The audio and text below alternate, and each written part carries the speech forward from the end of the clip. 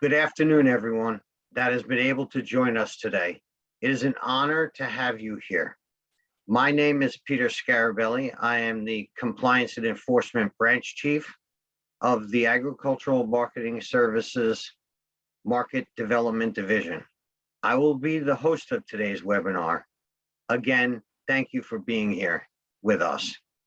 It is with great pleasure that I introduce the presenter of the webinar, as well as the panelists that will be joining during the Q&A set, the question and answer session.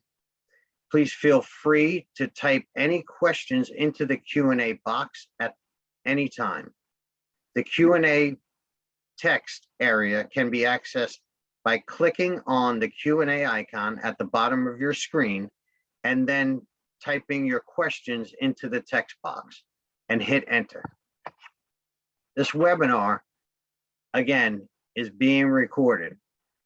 We will be addressing all of the Q&A questions at the end of the webinar, as well as allowing people to raise their virtual hand and be unmuted to ask their questions live. Your presenter for today is Alex Carl. I always mispronounce it, so you can laugh all you want. It's Alex Carl. Alex is a marketing specialist with the U.S. Department of Agriculture's Agricultural Marketing Service Specialty Crops Program. Alex has overseen several research and promotion programs, including the New Pecan Program, Potatoes USA, and the Paper and Packaging Board. Alex also worked across the country for USDA, previously overseeing animal protein checkoffs and collecting livestock price data from market news. Alex currently resides in Arlington, Virginia. Your other panelists for the Q&A session are Sue Coleman and Marlene Betts. Sue is a marketing specialist with USDA's Agricultural Marketing Service Specialty Crops Program Market Development Division. Sue has 29 years of experience in oversight of state and federal marketing programs. Currently, she is working with the Hass avocados, Christmas trees, and pecans. Sue has been involved in agriculture from birth and resides on a farm in Oregon. Marlene is currently on staff at USDA Agricultural Marketing Services Specialty Crops Program Market Development Division. Marlene is a technical assistant to the division director and is responsible for helping to provide oversight to the research and promotion programs within the division. Ms. Betts brings more than 30 years of experience. Most of her experience has been with various research and promotion programs for specialty crops. I will now turn the presentation over to Alex Carl. Thanks, Peter. Like Peter said, I'm Alex Carl, and I'm a USDA specialist that oversees the American Pecan Promotion Board. I'm glad you're able to join us today and are interested in learning more about this new program. I'm very new to the world of pecans, even though as a Georgia girl, I've had my fair share of pralines. I've really enjoyed learning about your industry these past couple of months and hearing from you all.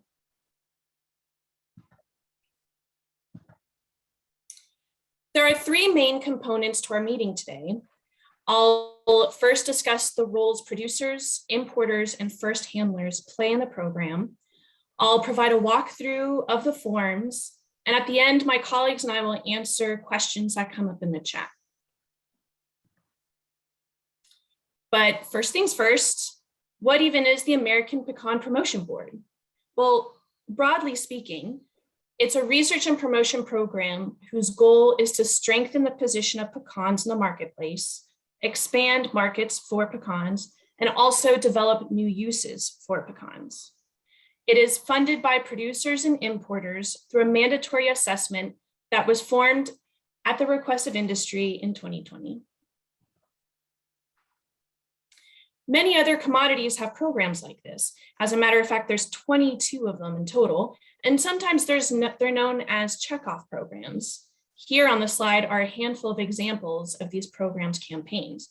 You've got Fluid Milk's Got Milk campaign, Pork's The Other White Meat, Beef, It's What's for Dinner, and of course, Avocados from Mexico. I hope you recognize one or two of them. Like I just mentioned, the APPB is funded through a mandatory assessment, which began on October 1st of last year. The assessment is 2 cents per pound on in-shell pecans and 4 cents per pound on shell pecans. This is a producer and imported funded program, but the domestic assessments are remitted by the first handler. This means first handlers will take 2 cents out of producers' checks and send it to the APPB, but assessments that are unpaid are the responsibility of the producers. Importers, on the other hand, remit their own assessments and, like producers, are responsible if the assessments aren't paid. Repercussions for non-compliance may include late fees and federal debt collection. We'll go over how first handlers will remit assessments later on in the presentation. There are exemptions to this program, which I'm sure many of you are really eager to hear about. People who produce or import less than 50,000 pounds of in-shell pecans or 25,000 pounds of shell pecans annually, or whose product is USDA certified organic, qualify for an exemption. When a producer or importer gets an exemption, they are not required to pay the assessment. We'll go into much more detail on how to request an exemption in a minute. So let's get into the meat of the webinar and start with the roles of pecan stakeholders. It wouldn't be a government webinar without a reference to regulation or wordy definitions. So here we are. The regulation that created the APPB and dictates how it works defines the following terms. Producer is synonymous with grower and means any person engaged in the production and sale of pecans in the US who owns or who shares in the ownership and risk of loss of such pecans. Now, I really want to drive this point home that a producer who owns the pecans, not the person who owns the land or the trees. Really keep this definition in mind as we talk about landowner and harvester relationships later on in this webinar. Importer means any person who imports pecans into the US as a principal or as an agent, broker, or consignee of any person who produces or handles pecans outside of the US for sale in the US, or who is listed in the import record as the importer of record for such pecans. Lastly, first handler means any person who receives, shells, cracks, accumulates, warehouses, roasts, packs, sells, consigns, transports, exports, or ships, except as a common or contract carrier of pecans owned by another person, or in any other way puts in shell or shell pecans in the stream of commerce. The first handler includes a producer who handles or markets pecans of the producer's own production. Okay, as we go through the rest of this presentation, please keep these definitions in the back of your head. Now that we've got that jargon out of the way, let's get into some scenarios to see how this all plays out in the real world. For the sake of simplicity, let's just assume all pecans in this universe are in shell.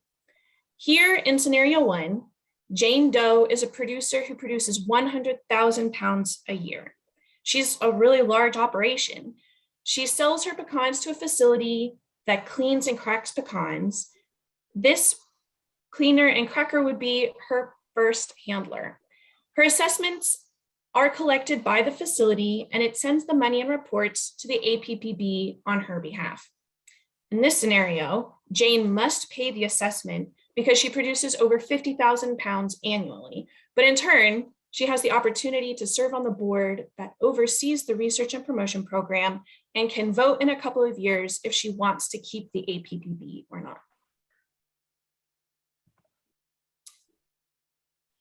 So what if Jane produces 25,000 pounds? This is scenario 2. Here, Jane still sells her pecans to the cleaning and cracking facility, but what happens with the assessments? In this instance, Jane can do one of 2 things. She can request a certificate of exemption from the APPB that she'll show the facility when she goes to sell her pecans. Until she has the certificate, however, the facility will continue to remit assessments on her pecans. But let's say she absolutely hates paperwork, and lucky for Jane, she doesn't have to request an exemption from the assessments. She can keep everything the way it is, and the facility will keep on paying the 2 cents on her pecans. She doesn't have to do anything, no paperwork involved, but she's still paying the assessment. Now in scenario 3, Jane has just a couple of trees. Her harvest is pretty spotty, and in good years, she's able to collect just enough to give to her neighbors as Christmas presents. She doesn't sell her pecans to a facility or anybody else for that matter. In this scenario, Jane doesn't have to do anything because the program isn't applicable to her, and she can regard the letter and forms that she received in the mail. As I've talked to more pecan producers, I've learned there are many different kinds of business arrangements in this industry. I'm not going to go into each one of them, but I'll go over one here in scenario 4. So let's say Jane inherited a pecan grove from her folks a while back, but it's far from where she lives now. She lives so far away, she can't come back to harvest the pecans and take care of the acreage. So instead of just leaving the pecans on the ground, she decided to let her neighbor harvest them for her. The harvester picks up pecans and takes them to the cleaning and cracking facility. In return for his work, the harvester takes 60% of the profits and Jane takes 40% of the profits. And let's just say this past year was a great year, and the harvester retrieved a total of 90,000 pounds of pecans from Jane's land. Under this 60-40 arrangement, the harvester would have ownership of 54,000 pounds, own 36,000 pounds. This means the harvester does not qualify for an exemption because he is over the 50,000 pound level, but Jane actually would because she's below that 50,000 pound level. There are many different iterations of this arrangement that I won't cover here, but if you're unclear how this works for your operation, please feel free to reach out to us and we'll walk through your situation with you. Up until this point, we've been talking about domestic pecan businesses. So now let's go over to the importers. Scenario 5 is quite straightforward. We have an importer who imports more than 50,000 pounds per year into the US. This importer will remit their own assessments to the APPB. Like in scenario 1, importers who pay assessments can serve on the board that oversees the research and promotion program and can also vote to keep or get rid of the program. Importers pay assessments on pecans that fall under the 2 HTS codes that are on this slide. Just as a side note though, the APPB is not using customs to collect assessments currently, but they are using customs data to ensure all imports are accounted for. In scenario 6, an importer imports less than 50,000 pounds into the US. Just like with the producers, the importers will request a certificate of exemption from the APPB. With the hypothetical scenarios covered, let's now go over how to do some of the things we just discussed, and let's walk through the forms. And first up is exemptions. If you, a producer, want to request an exemption, you'll fill out the exemption form and mail it to the APPB, with documentation proving you qualify for the exemption. Once APPB receives the paperwork and determines you are eligible, they'll mail you a certificate of exemption. When you go to sell your pecans, you'll show the first handler the certificate, and they'll make note of how many pecans you sold and your certificate number in the first handler and importer report.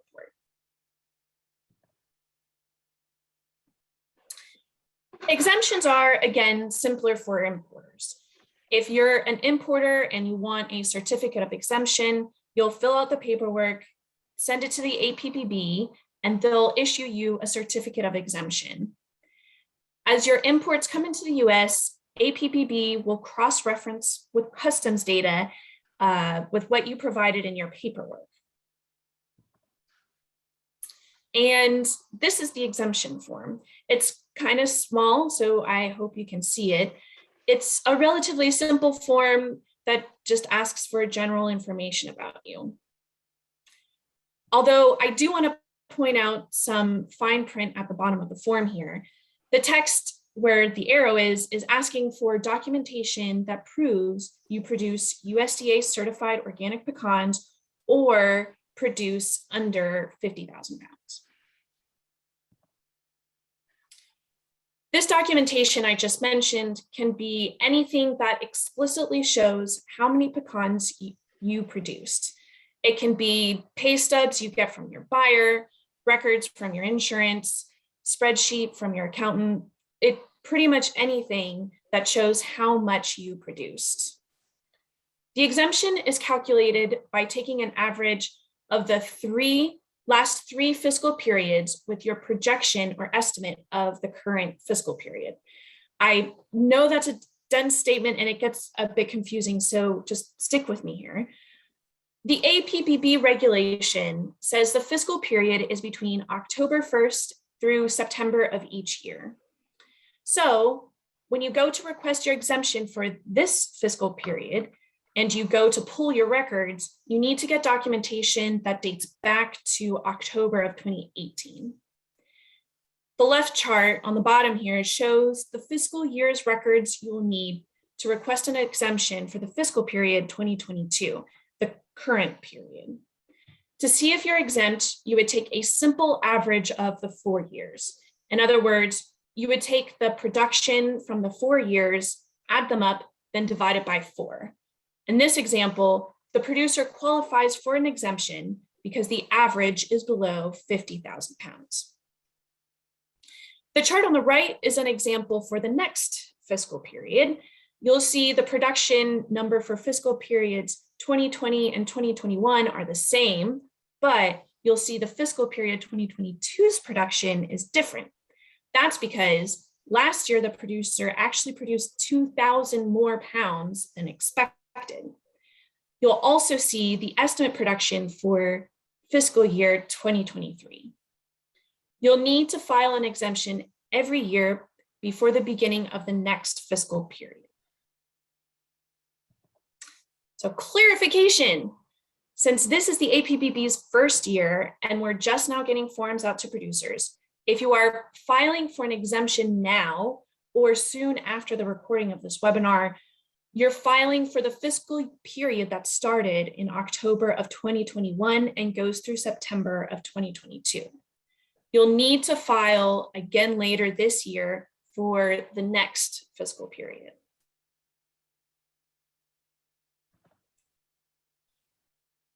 If you have paid assessments and you have obtained a certificate of exemption, you can request a reimbursement of those assessments. You'll use this form to ask for that reimbursement. For the sake of time, I'm not going to go through it, but if you have any issues filling it out, please reach out. Now let's move on to the first handler and importer report.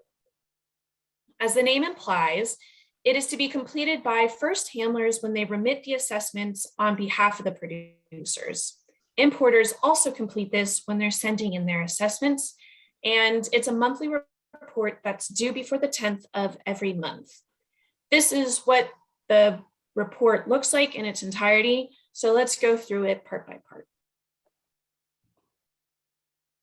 Part A requests general information about the first handler or importer filling out the form. It's fairly self-explanatory, but I will elaborate on the unique identifier. The unique identifier is anything that identifies the company moving the pecans. For first handlers, it's generally the EIN number from federal forms, or if you're an importer, it could be something from customs. I want to note the address that you'll send the forms to in the top right-hand corner.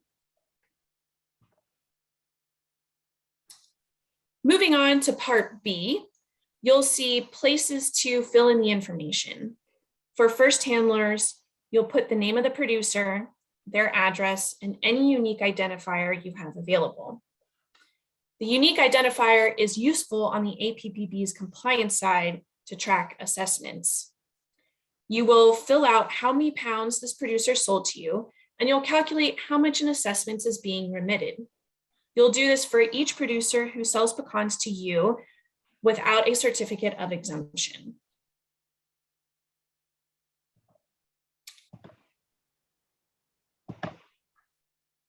It's a similar deal for importers, except the names and addresses of the producers aren't necessary. Instead, you'll put the country of origin.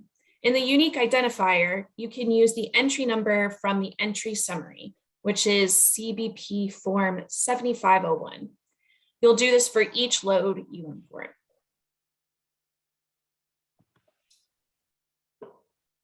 First handlers record exempted pecans in Part C.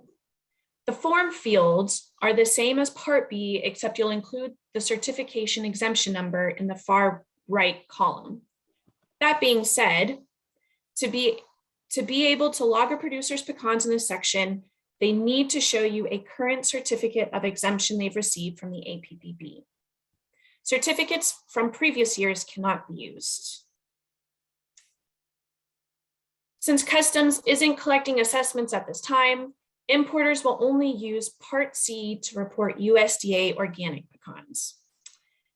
I want to point out some fine print here on the form that might help you with record keeping. The form does allow you to attach your own sheet instead of filling out the form. So if you have a spreadsheet of your own or even a handwritten notebook that already provides this information, you can send that in with the form instead of filling it out. All forms and checks should be mailed to the PO box right here. If you prefer to wire the funds, contact Maggie, her information is in the slide, to get the banking information. All the forms we discussed today are on the APPB's webpage at this address. Now we know these forms ask for a lot of information, some of which you might even consider proprietary. We know that confidentiality is a major concern in your industry, as it is in most other industries. That's why the regulation has a whole section discussing confidentiality, which you can see on the slide here. I won't read it, but I'll give you some of the highlights. The only people who have individuals' information provided on these forms and checks are the staff processing the assessments and, if requested, USDA. Board members do not see the forms, databases, nor bank statements that show who paid and how much. Currently, the APPB has a third-party accounting firm receiving and processing the assessments and documentation, and under no circumstance will the individual information you provide on yourself or your producers will be shared. If you suspect a violation of confidentiality by any party, please contact my office, the USDA Market Development Division, or USDA's Office of Inspector General. That concludes the end of the stakeholder role and forms discussion. Up next is the Q&A, and for that, I'll hand it back over to Peter.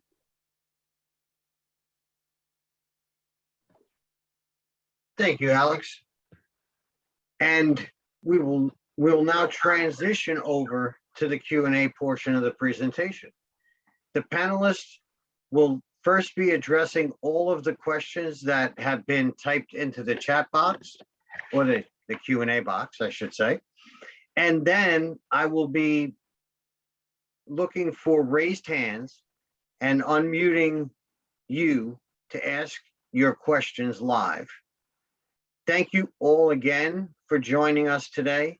And I will read the first question, which actually was dropped into the Q&A box. I'm sorry, the chat box, accidentally. So if you are a grower that does more than 50,000 pounds in shell pounds, sorry, let me read that again. So if you are a grower that does more than 50,000 in shell pounds, and if the handler is paying the assessment on your behalf, you don't have to file anything, correct? Yes, that is correct. The only thing I would say is make sure that your first handler has all of your information correct, because this is how we are going to track assessments. And if you want to serve on the board, we'll use this information to look you up, and we'll also, the address that you provide to your first handler is actually the address that we'll send the ballot to if you, well, in a year and a half, so you can vote in the referendum. So it's really, really key that you make sure that your first handler has your correct information. Thank you, Alex. And the next question also comes out of the chat box, which I just closed down to everybody's use. We just bought a small pecan farm of 15 acres. I don't know the history. I don't have much of a harvest. This is our first year. What do we do?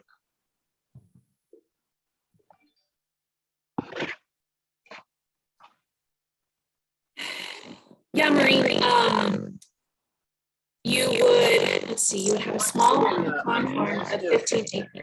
Feedback from your microphone. Can you go ahead and mute and then unmute again?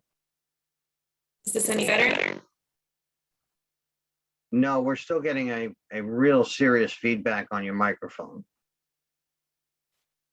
It wasn't there during the presentation, but suddenly came up.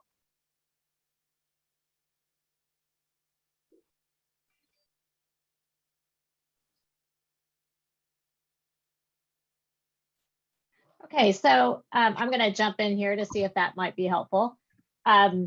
So if you don't have previous production, you would, of course, that your production would be 0. And so you would go ahead and enter that into the form. If you are applying for an exemption. Thank you, Sue. Now I'm going to go ahead and read from the Q&A section. Why do domestic handlers have to list producers' names and I'm sorry, that says Addy, whereas importers do not? Just country of production. Domestic handlers can list production of state. Peter, can you hear me now? Is this better? Yeah, we're getting some serious feedback from Alex's microphone right now. I'm not sure what the problem is. Alex, can you please type your answer into the Q&A section? Go ahead and respond through the Q&A. So what I'm going to do right now, because we're having so much trouble with Alex's mic, if some of these questions cannot be answered today, we will apologize, but I promise that we will get to them all in a written response to whoever they came from. So we have your registration information to the webinar. So what we'll do is we'll match the, now this one happens to come from an anonymous attendee, but the others, we have names that correspond to the questions, so we can go ahead and email it to the email address that you put into the registration. Sue, did you want to try and tackle, or Marlene, to try and tackle the first question, which is why do domestic handlers have to list producers' names and additional information, whereas importers do not, just the country of production? Sure, I'll take a stab at this one, Sue, while we're waiting for Alex to come back on. The reason for that is back in the beginning, like Alex was mentioning, we have the three parties, the producers and the importers and the handlers. But it just so happens in the American Pecan Promotion Board program, it is the producer that's ultimately responsible for the payment, even though the first handler is the one remitting the assessment. In addition, when it comes to voting in the referendum, and 3 years from when assessments first began, it is the producers who will be voting. So in order to ensure that all producers paying into the program get that opportunity, we are soliciting the first handlers to ensure that they notate in whatever form that they can provide us who are those producers that they're collecting assessments from, so that we can make sure that the vote goes back to those folks versus the importers. They're collecting perhaps certainly a business decision on their producers in their country, but it's the importers that are ultimately responsible for remitting the assessment on the importer side. So hopefully that answers your question. The domestic handlers, we need the producers so they can vote, and the importers, we need them so they can vote. Sue, did you have something to add to that? Nope, she covered it right there. So Okay. both producers and importers can vote. That's why we need those names and addresses.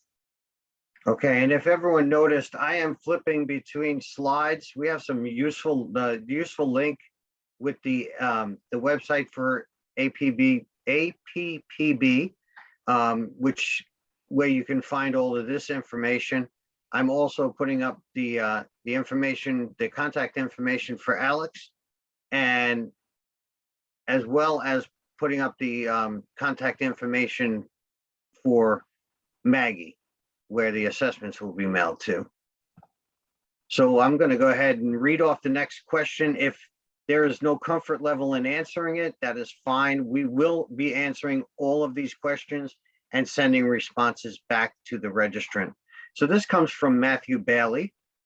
Scenario 1, first handler takes assessment from the grower, but does not pay the assessment to APPB.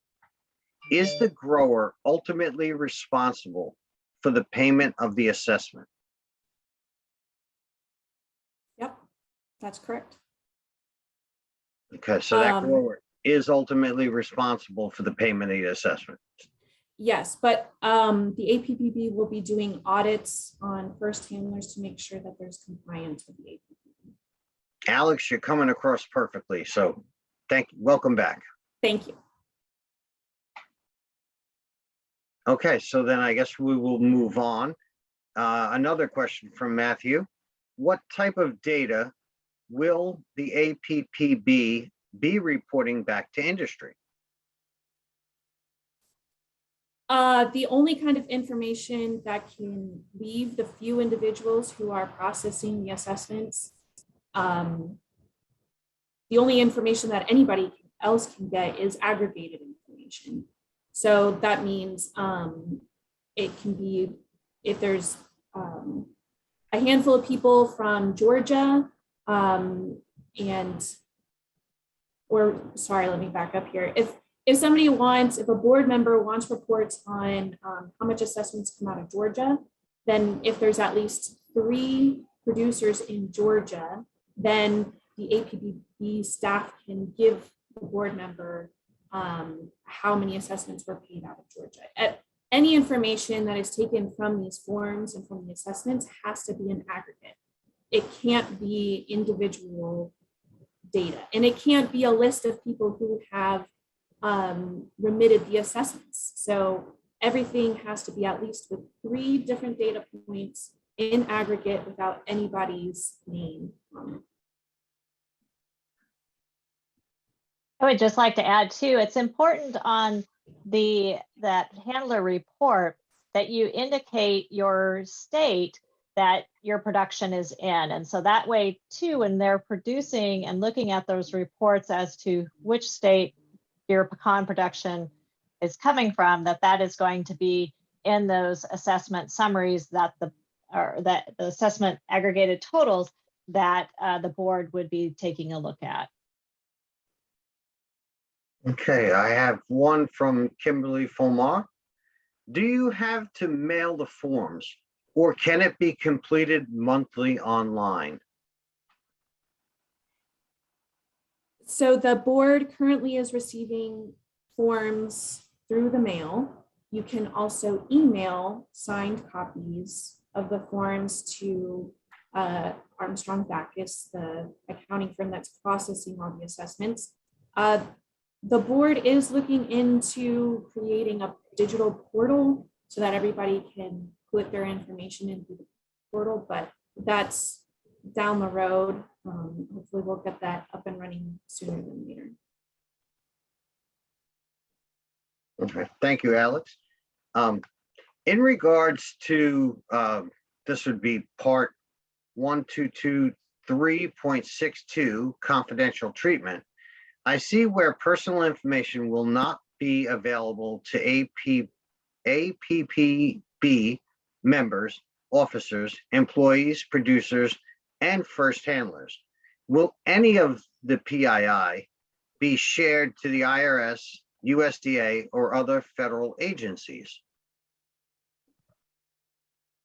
If other federal agencies come and ask us about this information, we can go to the APPB and ask for this individual's information. And likewise, if there's compliance issues, we will share individual information to the IRS or other USDA agencies as well.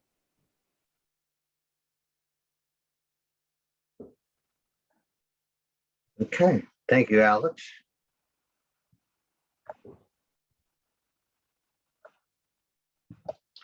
I'm going to take a look and see if there are any hands raised, because we are done with the questions in the Q&A and chat boxes. I think there's one that just came in. I just saw it. So Myra, I will go ahead and unmute you. Just a really quick question. We operate seasonally, so we have several months that would be a 0 report, and I see that the report is due monthly.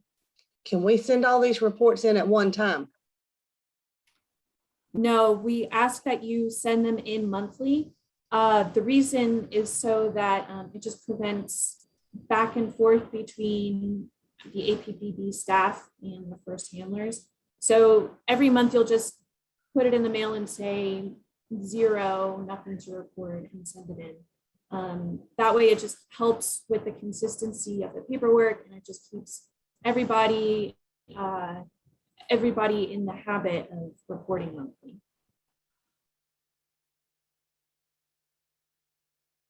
Okay, so I have a couple of questions that are commonly asked. So I'm going to go ahead and ask the panel here. So for the 50,000 pound exemption, is that an aggregate of the 4 years or 50,000 pounds each year? That is 50,000 pounds each year.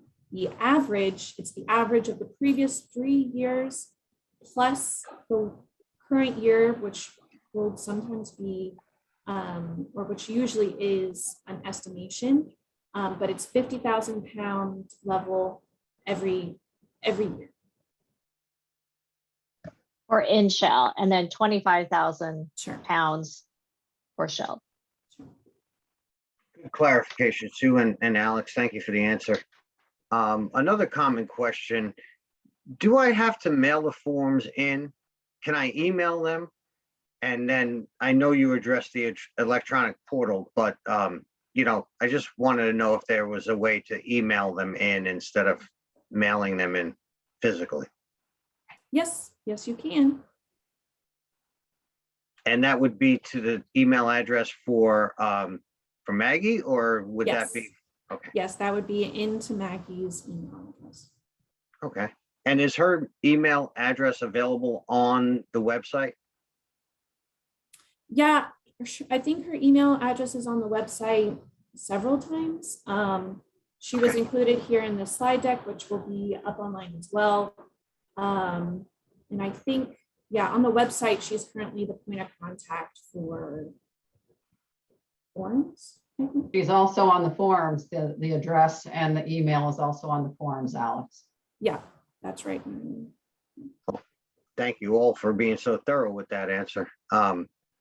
So I'm a business in Mexico and I send pecans to the US through a broker. Who is considered the importer? Whoever is on that import record is the person who is considered on our side the importer. The regulation has this written. It was one of the very long definitions that I read off earlier in the presentation. But whoever is on the record of import is considered the importer. So the importer of record on the 7501, if it's electronically filed, or on the 3461, if it's manually filed, correct? Yes. Will I get a blank exemption form in the mail every year? You will not get a blank exemption form in the mail every year. You can make a copy of the one that you have, but we will always have the most updated forms at the American Pecan Promotion Board's website. Currently, the go-to website is on this link right here on the slide. But soon the APPB will have their own website where they'll have all the forms available for you. Okay, and I have a couple of fresh questions that just came into the Q&A box. If you are a Mexican stakeholder, either a grower or sheller, and export several truckloads to a cold storage facility, let's say in El Paso, and you plan to send them back to process or shell to Mexico, do you still need to pay assessments and apply for reimbursement later? These truckloads could either stay in Mexico definitely, or go back to the US as shelled product. Will the HTS codes cover these different scenarios? And this is from Arsenio. Yeah, great question. The order applies to pecans that are destined for the US and US consumption. So if the pecan ultimately stays in Mexico, then the assessment wouldn't apply. But if it comes back into the US, then an assessment needs to be paid at some point. Right now, like I had mentioned before, Customs is not taking the assessment. Importers are remitting their own assessments. And so we're kind of teasing this situation out, but what we're requesting right now is if you are bringing pecans back into the United States and the assessments have already been paid on those pecans, we request that you provide information, the documentation that shows that the assessment has been paid on those pecans. When it comes down to it in this kind of situation, it's ultimately documentation.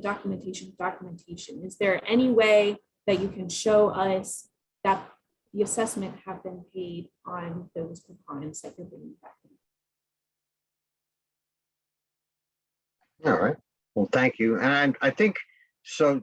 Dealing with a lot of importers, I'm going to ask a follow-up question for Okay. Arsenio that he may not have considered. And that is, if it stays in a bonded status, but then the bond is removed going into the shelling or processing facility,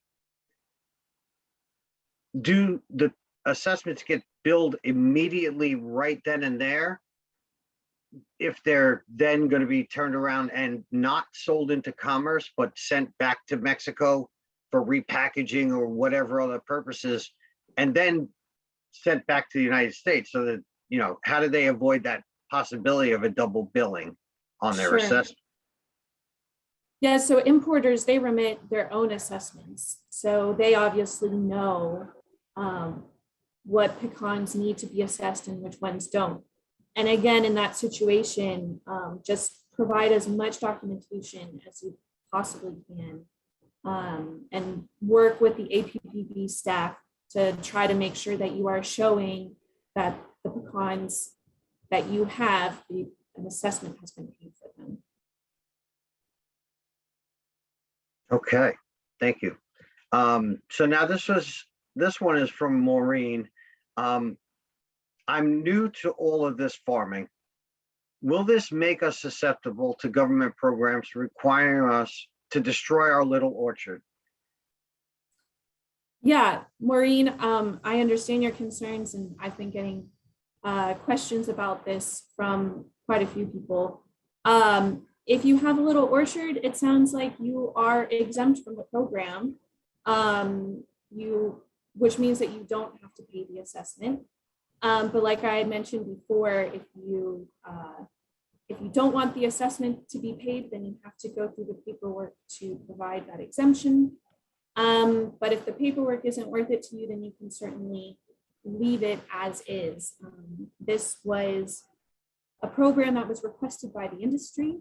So I certainly encourage you to get involved with the pecan industry, some organizations. I don't know what state you're in, Maureen, but that's another great way to try to just get involved and communicate your feelings about this program. This is completely producer-led. USDA, we just provide oversight.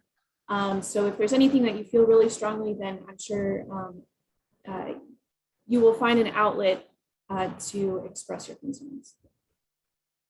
And definitely, Maureen, I would suggest that there's a point of contact in the regulations for small businesses. If you feel that you fall into that category, definitely want to reach out to the point of contact for small businesses that's in the regulations, and have this conversation. So now the next one is from Claudia, and it says, we are in the same page as the last question. We're in Mexico and send pecans to our broker. However, we send the majority to Canada. In this case, should we pay the assessment and request a reimbursement, or should we request an exemption?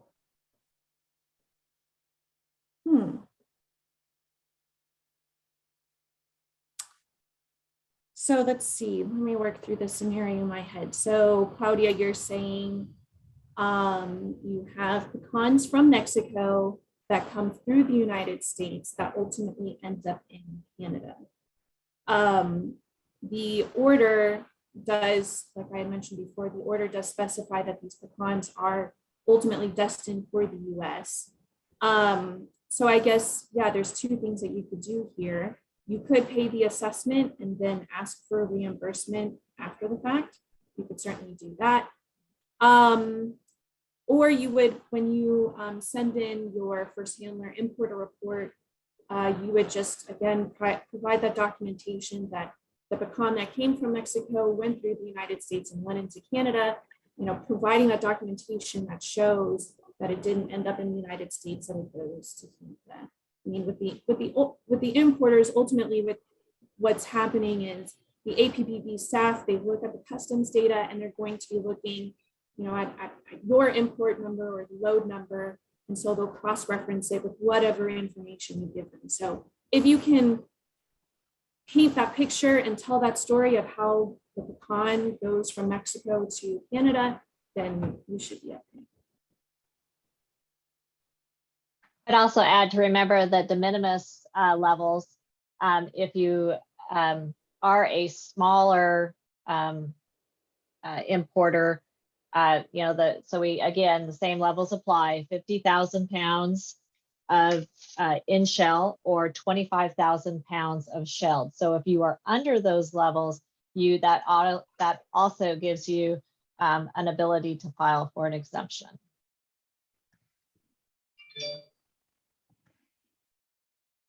Well, thank you, all.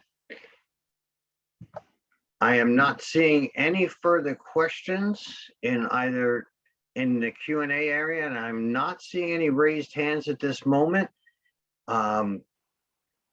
With that, I will go ahead and turn it over to everybody to just with some last final remarks, and then we will go ahead and wrap up. Alex? Sure. Yeah, this has been a whirlwind of a couple of months for me. Like I had said, I've been completely new to the pecan industry. It's really exciting to be at the beginning of this with all of you and seeing the potential of this program. Your industry is very energized to get this off the ground, and it's just been really exciting to see all of it take shape and go into action. So I hope and I think that the APPB has a really bright future ahead, and it'll be very exciting to see what kinds of things they come up with, what research projects they fund, and what marketing efforts they fund as well. Thank you, Alex. And then Sue, if you have any final comments for everybody? I would just say, remember to utilize the website. It does have the board information on, so you can track and see what the board is doing, and continue to stay involved, accessing those sources. And also know that we're all here to support you. We want this to be successful for your industry. So please reach out, and we hope that this has been helpful for all of you. Thank you. And Marlene, any final thoughts? Ditto what Alex and Sue has said, and just want to thank everybody for participating, Peter for hosting, and yeah, we really look forward to great things for the pecan industry and really appreciate your patience and support. And if you have any questions, definitely reach out to contacts at the APPB or us. As Sue said, we're here to help. So we really appreciate all your time. Thank you. Yes, and thank you all. We really do appreciate you joining us today. And to our fantastic panelists and presenter, I must say a hearty thank you. With that, I will send you off to your day. Thank you very much.